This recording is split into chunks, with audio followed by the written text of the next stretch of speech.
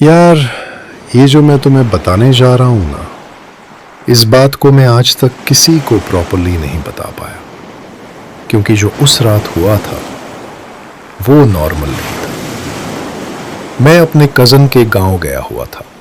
वहां एक पुराना घर था जहां हम सब स्टे कर रहे थे। घर बहुत बड़ा था, लेकिन आधा हिस्सा बंद रहता था। उन्होंने बस इतना कहा था कि रात को ऊपर वाली साइड पे मत जाना। मैंने पूछा क्यों, तो सब हंस के बाद टाल देते थे। पहली रात सब नॉर्मल थी। दूसरी रात मैं लेट तक जग रहा था। सब सो चुके थे। घर बिल्कुल साइलेंट था। तभी मुझे ऊपर से हल्की सी आवाज आई, जैसे कोई धीरे धीरे चल रहा हो। मैं पहले इग्नोर करता रहा, लेकिन आवाज रुक ही नहीं रही थी। ठक ठक ठक, जैसे कोई नंगे पांव चल रहा। मेरा क्यूरियोसिटी लेवल इतना बढ़ गया कि मैं उठ खड़ा हुआ। मैं धीरे धीरे सीढ़ियां चढ़ने लगा। हर स्टेप पे दिल जोर से धड़क रहा था। जब मैं ऊपर पहुंचा, वहां पूरा अंधेरा था। सिर्फ एक कमरे के अंदर से हल्की सी रोशनी आ रही थी, जबकि सब लाइट्स बंद होनी चाहिए थी। मैं धीरे धीरे उस कमरे के पास गया। दरवाजा आधा खुला था। अंदर से किसी के बोलने की हल्की सी आवाज आ रही थी, जैसे कोई अपने आप से बात कर रहा हो। मैंने दरवाजे के पास जाकर झांका। अंदर कोई नहीं था। बस एक पुरानी कुर्सी थी जो हल्की हल्की हिल रही थी, जैसे अभी कोई उस पर से उठा हो। मेरा गला सूख गया। मैं पीछे हटने लगा।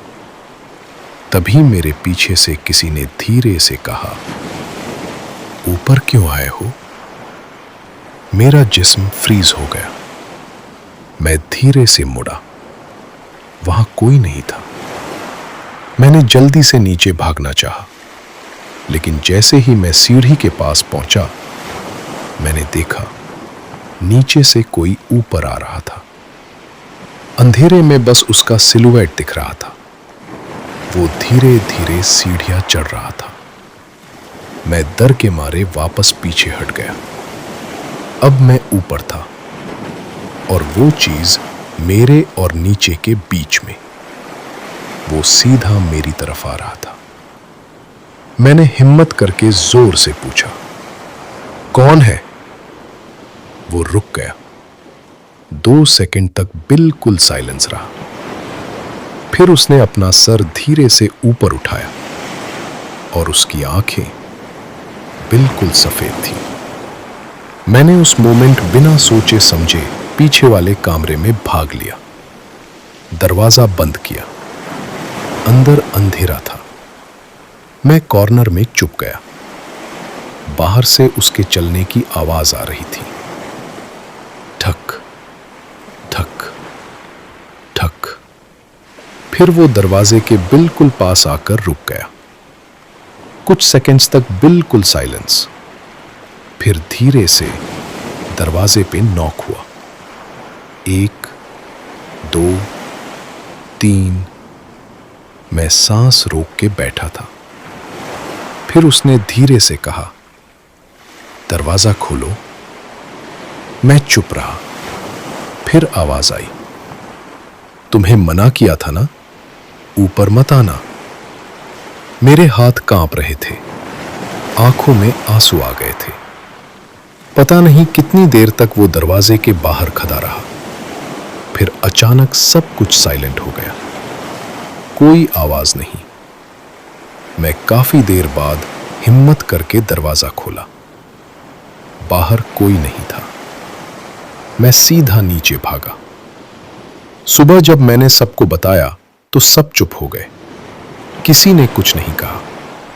बस मेरे चाचा ने एक बात बोली, ऊपर वाला हिस्सा 10 साल से बंद है, वहां कोई रहता नहीं।